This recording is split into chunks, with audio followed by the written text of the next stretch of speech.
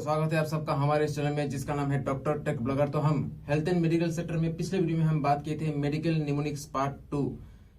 आप देखना चाहते हो तो देख सकते हो, आपके लिए बहुत अच्छा होगा, आप समझ में आ जाएगा जो कुछ मैं बोलने वाला हूँ। मेडिकल निमोनिक्स पार्ट 1 पार्ट 2 और मेरे पिछले सारे जितने सारे वीडियो है एक एक करके देखना शुरू करो, वरना आज से मैं जो वीडियो बताऊंगा वो कुछ भी आपके दिमाग में नहीं घुसेगा। ठीक है, तो आज तक मैंने जितने सारे वीडियो बनाए हैं वो सब कुछ एकदम बेसिक लेवल के हैं और बेसिक जानकारी आप सबके लिए बहुत बहुत ज़्यादा ज़रूरी है। बेसिक सारे के सारे वीडियो देखे बिना आप इस वीडियो को देख रहे हो तो आपको घंटा कुछ समझ में नहीं आएगा। तो इसलिए आई बटन में क्लिक करो, जाके जितने सारे पुराने वीडियो है वो एक एक करके सीक्वेंस वाइज देखना शुरू करो। ये जो हमारा एनाटोमी है, एनाटोमी को सबसे पहले डिस्कवर किया था आपका हेरोफाइलस नामक एक व्यक्ति। ये दार्शनिक भी था, फिलोसोफर भी था, डॉक्टर भी था। वो बहुत सदियों सदियों सदियों जमाना पहले वो जो हेरोफाइलस ने हमारा जो बेसिक एनाटोमी था इनको आविष्कार किया था और इनको हम कहते हैं फादर ऑफ एनाटोमी। अब इस घटना के कई सालों बाद, करीब करीब 700-800 साल के बाद, आंद्रे वेसालियस नाम का एक वैज्ञानिक, दार्शनिक फिलोसोफर सेम ही है, वो डॉक्टर भी थे। तो उन्होंने पूरे बॉडी को काट काट के चीर चीर के देखना स्टार्ट किया। ठीक है, अंदर अंदर चीज डिटेल्स में देखना लिखना स्टार्ट किया है। तो उन्होंने हमारा जो मॉडर्न एनाटोमी है इसका फाउंडर है। ठीक है, तो father of anatomy Herophilus, father of modern anatomy Andre Vesalius. ठीक है, तो एनाटोमी को हम जानने से पहले हमारे शरीर को बहुत सारे सेक्शन में डिवाइड करना पड़ता है। जैसे ये हमारा मुख, फेस खोपड़ी तक। ठीक है, ये पूरा एरिया को हम कहते हैं हेड एरिया। ठीक है, हेड। खोपड़ी के अंदर जो है भेजा या दिमाग या ब्रेन। ठीक है, तो हेड, ब्रेन, ये गला और गर्दन जो है इसको हम कहते हैं नेक एरिया। ठीक है, हेड, नेक, ब्रेन एक पार्ट में चला गया। अब कंधे से लेके उंगली तक जो पार्ट है इसको हम कहते हैं अपर लिम्ब। ठीक है, कंधे से लेके उंगली तक जो भी आता है सब कुछ अपर लिम्ब के एरिया में अंडर में आता है। ठीक है, दूसरा पार्ट चला गया। अब ये जो छाती है, चेस्ट, छाती, सामने वाला एरिया, पीछे वाला एरिया। ठीक है, ये पूरा छाती का एरिया को हम कहते हैं थोरैक्स। क्या बोला? थोरैक्स। छाती का सामने वाला पीछे वाला एरिया थोरैक्स। अब आते हैं पेट में। पेट, सामने वाला एरिया, पीछे वाला एरिया, साइड वाला एरिया, जो भी है पूरे एरिया को हम कहते हैं एब्डोमेन। ठीक है, तो एब्डोमेन के नीचे जो कमर आते हैं, कमर हमारा जो लड़के का जो लंड होता है, अंडा होता है, मतलब penis, testis, genital area, urethra. फिर लड़कियों का जो चूत आता है, मतलब वेजाइना आता है, यूरेथ्रा आता है, पीछे में गांड आता है, मतलब एनस आता है, और लड़कों का भी एनस आता है। तो ये जो पूरा प्राइवेट एरिया है इसको हम कहते हैं पेल्विक एरिया। ठीक है, तो कमर के हड्डी से लेके पूरा पेल्विक एरिया तक हमको कहते हैं पेल्विस। ठीक है, तो एब्डोमेन और पेल्विस एक साथ आता है। तो एक और पार्ट चला गया। अब कमर के एरिया से लेके एकदम पैर के उंगली तक, कमर के नीचे वाला एरिया से लेके पैर के उंगली तक एकदम जितना सारा पार्ट आता है सबको हम कहते हैं लोअर लिम्ब। ठीक है, लोअर लिम्ब। तो बॉडी का कितना सारा सेक्शन हो गया? पहला वाला हेड, नेक, ब्रेन, एक पार्ट खत्म। दूसरा पार्ट अपर लिम्ब, कंधे से लेके उंगली तक खत्म। तीसरा पार्ट चेस्ट और इसका बैक एरिया थोरैक्स में आता है, खत्म। चौथी पार्ट एब्डोमेन एंड पेल्विस, पेट और जो इंपॉर्टेंट प्राइवेट पार्ट्स है वो एक एरिया में आते हैं, एब्डोमेन एंड पेल्विस, चौथे पार्ट खत्म। लास्ट पार्ट, पांचवी पार्ट, कमर से नीचे वाला एरिया लेके पैर के उंगली तक। ठीक है, इसको हम पूरी एरिया को कहते हैं लोअर लिम्ब। समझा? अब हम स्टार्ट करेंगे अपर लिम्ब से। ठीक है, तो अपर लिम्ब का हम क्या करेंगे? अंदर से बाहर आएंगे। ठीक है, बाहर से अंदर नहीं, क्योंकि बाहर में बहुत ज्यादा कॉम्प्लिकेटेड पार्ट है। तो इसको समझने के लिए आपको अंदर वाला पार्ट पहले समझना पड़ेगा। पहले हम हड्डियों से स्टार्ट करेंगे। हड्डियों के बाहर जो मसल है, मांसपेशी है, इसको हम समझेंगे। उसके साथ साथ जो खून के आने जाने का रास्ता है, ब्लड वेसल्स है, इसको हम समझेंगे। नर्व जो है इसको हम समझेंगे। लिम्फेटिक्स जो है उसको भी हम समझेंगे। ठीक है, जो भी है डिटेल्स में हम एक एक करके डिटेल्स में बताएंगे। तो पहले आते हैं हम हड्डियों में। अपर लिम्ब अपर लिम्ब क्या बोला था मैंने, कंधा से लेके शुरू करके हाथ के उंगलियों तक एक पार्ट में आता है 32, टोटल 32 बोन्स आता है, 32 हड्डी आती है एक साथ में, ठीक है। इधर से लेके इधर तक 32 हड्डियां है। क्या क्या है हम धीरे धीरे बात करेंगे। तो इस साइड में 32, 32 हो गया, इस हाथ में भी 32, 32 हो गया, 32, 32 कितना हुआ 64। तो एक इंसान के शरीर में 206 हड्डी होती है, उसमें से 64 हड्डी दोनों हाथ में चला गया, खत्म। इस हाथ में 32, इस हाथ में 32, समझा। इधर में आप देख सकते हो क्या क्या हड्डी है। एक तो पहले आते हैं क्लेविकल, उसके क्लेविकल सामने वाला पार्ट है, पीछे वाला पार्ट में आते हैं स्केपुला। उसके बाद जो हमारा हाथ है इसमें है humerus, radius, ulna, carpal bones, metacarpal और फेलांजिस। अब इसको मेरे शरीर में देखो, पहला वाला जो इधर में एक हड्डी होती है लंबा वाला, इसको हम कहते हैं क्लेविकल, ठीक है। इस साइज के पीछे में एक पिज्जा शेप जैसा एक हड्डी होते हैं, इसको हम कहते हैं स्केपुला। स्केपुला आप इधर में देख सकते हो। फिर ये जो हमारा आर्म है, भुजा या डोले जो बोलते हो अपने लोकल भाषा में, डोले बोलते हो या भुजा बोलते हो, तो इसमें जो हड्डी है एक हड्डी, इसको हम कहते हैं ह्यूमेरस। क्या बोला, ह्यूमेरस। अब ये जो बाहु है, आर्म बाहु, इसमें 2 हड्डी रहते हैं। इस साइड में लेटरल साइड में रहता है आपका रेडियस, ठीक है। और ये medial part ulna. Lateral medial क्या है ये आपको समझने के लिए मेरा वो मेडिकल टर्मिनोलॉजी वाला वीडियो देखना ही पड़ेगा आपको, ठीक है। इसलिए मैं बोलता हूँ बार बार, मेरा जितने सारे वीडियो है एकदम बेसिक से देखना शुरू करो, वरना आपको कुछ भी समझ नहीं आएगा, ठीक है। तो मैंने क्या बोला, बाहु में 2 हड्डी रहते हैं, एक होता है रेडियस, दूसरा होता है अल्ना। ये जो हम कब्जी एरिया बोलते हैं, रिस्ट जॉइंट, रिस्ट जॉइंट में बहुत सारे हड्डियां रहते हैं, ठीक है। बहुत सारे हड्डियां, 8 हड्डियां रहते हैं। ये 8 हड्डियों का नाम हम धीरे धीरे बताएंगे। बहुत सारे रिस्ट जॉइंट में बहुत सारे हड्डियां रहते हैं, 8 हड्डियां।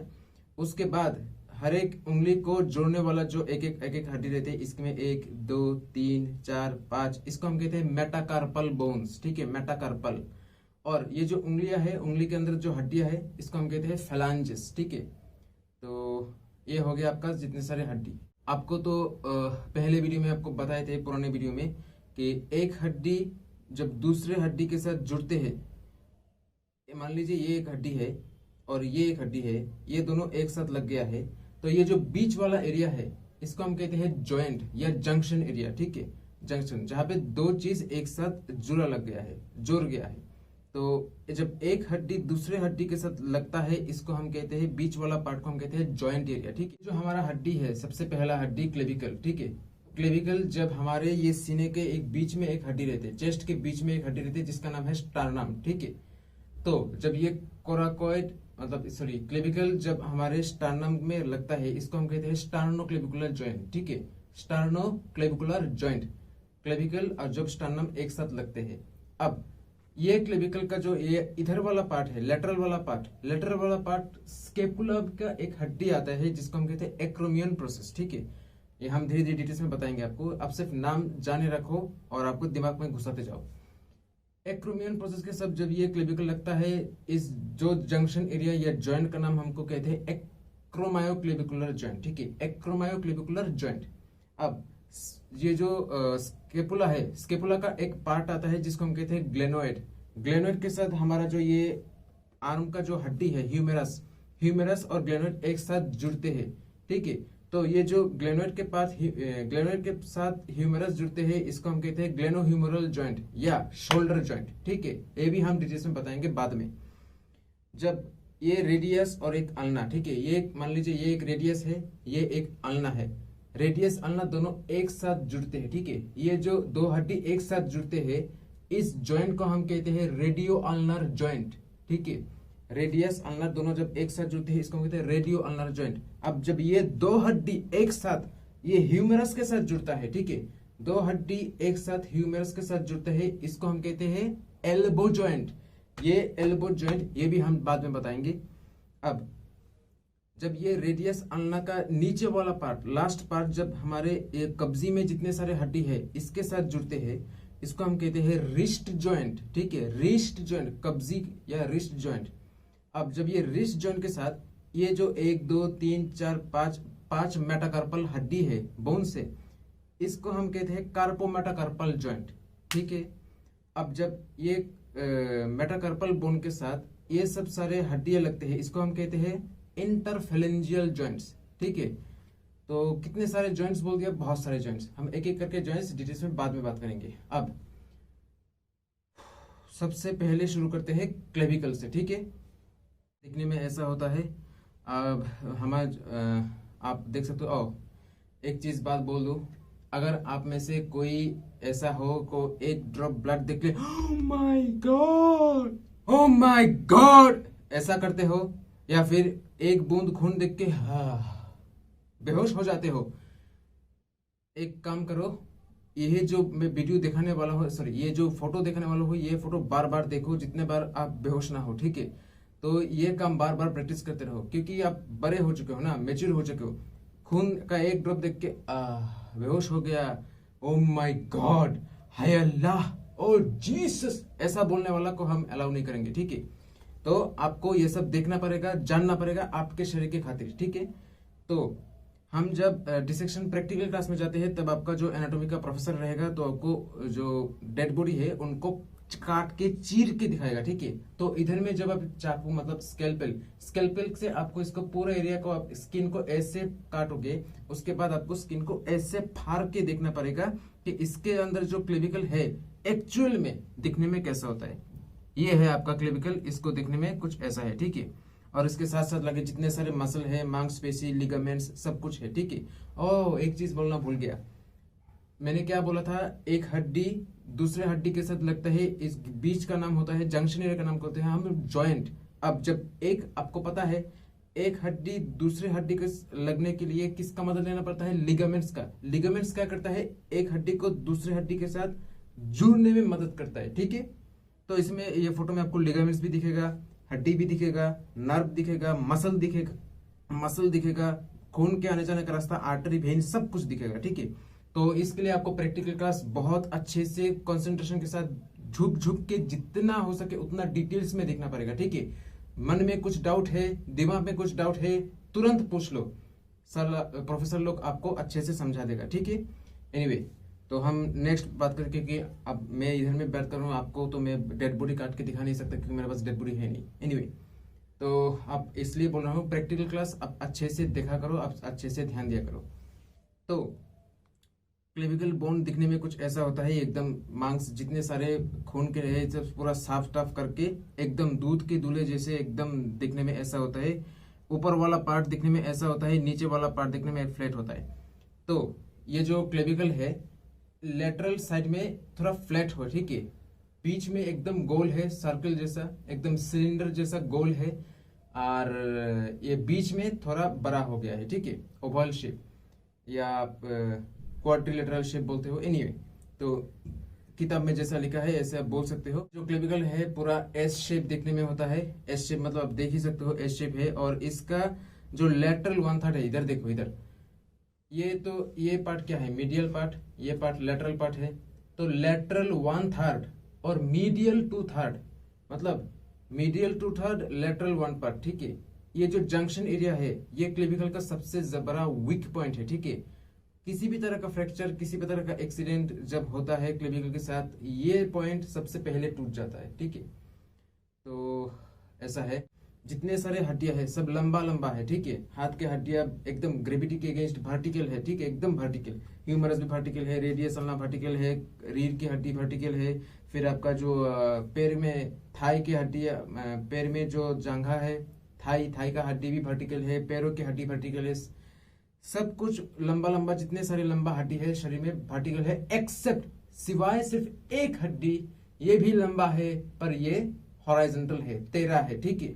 ये चाहता था तो ये भी ऐसा हो सकता था, वर्टिकल लंबा हो सकता था, पर ये ऐसा है, ठीक है। ये एक स्पेशलिटी है ये क्लेविकल का, ये एकदम हॉराइजॉन्टल है, ठीक है। ये एस शेपेड है, ये तो आपको पता है।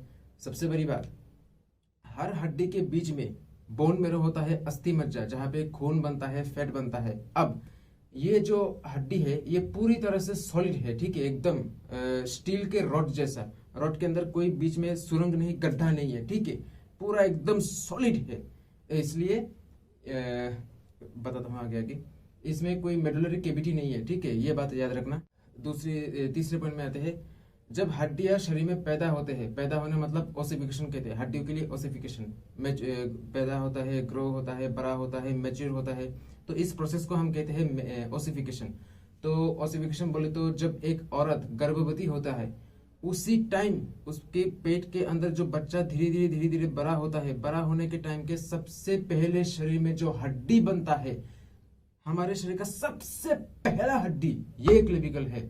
सबसे पहले ये क्लेविकल बनता है, उसके बाद धीरे धीरे बाकी सारे हड्डी बनता है। और सबसे पिकुलियर बात यह है कि ये सबसे पहले बनता है और सबसे लास्ट में मैच्योरेशन होता है, मतलब ओसिफिकेशन इसका लास्ट में खत्म होता है।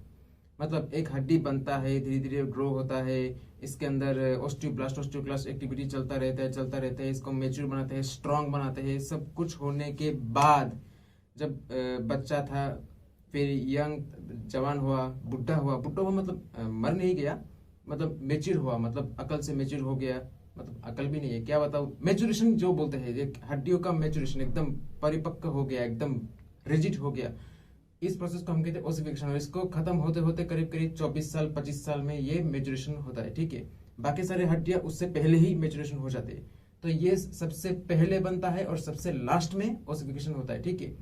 ओसिफिकेशन का सेंटर भी दो है, एक किनारा इधर से बनता है, दूसरा किनारा इधर से बनता है, मतलब एक मीडियल साइड से एक लेटरल साइड से, एक मीडियल साइड से एक लेटरल साइड से, ठीक है। ऐसा नहीं कि बीच से बनते बनते दोनों तरफ फैल गया, नहीं, दोनों तरफ से बनते हैं, फिर बीच में आके ज्वाइन होता है। कैसे ज्वाइन होता है? वही मीडियल 2/3 लेटरल 1/3 इधर जाके ज्वाइन होता है, ठीक है। जब ज्वाइन होता है तब बीच में तोड़ जाने का चांस बहुत ज्यादा रहता है, ठीक है।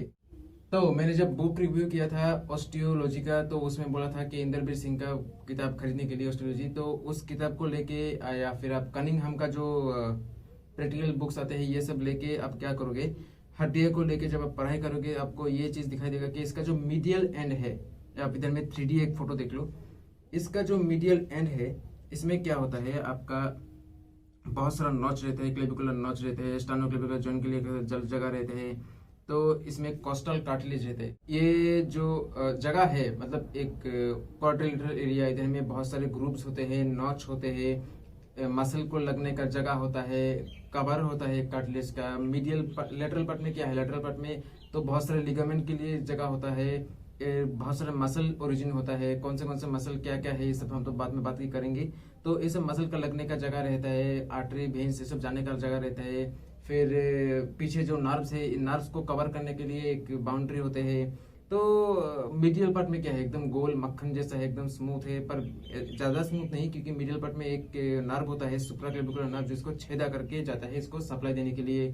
फिर मीडियल पार्ट के थोड़ा करीब में नीचे से आता है एक आपका जो इसका जो ब्लड सप्लाई चाहिए, ब्लड सप्लाई इसके अंदर भी तो कोशिका है, कोशिका में तो ब्लड सप्लाई चाहिए ना, ऑक्सीजन चाहिए, न्यूट्रिशन चाहिए, तो इसको सप्लाई करने के लिए पीछे से आता है एक सुप्रास्केपुलर आर्टरी, फिर सुप्राक्लेविकुलर नर्व। ये आप चार्ट देख लो, चार्ट देखने में थोड़ा मदद हो जाएगा, क्योंकि चार्ट में क्या लिखा है, चार्ट में बहुत कुछ डिटेल्स में है। जैसे आपका जो सुपीरियर सरफेस है इसमें डेल्टोइड मसल आता है, लेटरल पार्ट का भी जो एंट्री बॉर्डर है इसमें भी डेल्टोइड मसल आते हैं, ठीक है। अब सुपीरियर मसल सरफेस में ट्रापेजियस मसल भी लगते हैं। फिर आपका इन्फीरियर जो नीचे वाला सरफेस है इसमें सबक्लेवियस मसल लगता है, और जो एक सबक्लेवियन ग्रुप होता है, ग्रुप में जो गड्ढा होता है इसमें जाके सबक्लेवियस मसल लगता है। इन्फीरियर सरफेस में एक और चीज लगता है कॉनॉइड लिगामेंट या फिर कोराकोक्लेविकुलर लिगामेंट, मीडियल पार्ट में इसका कॉनॉइड ट्यूबरकल है।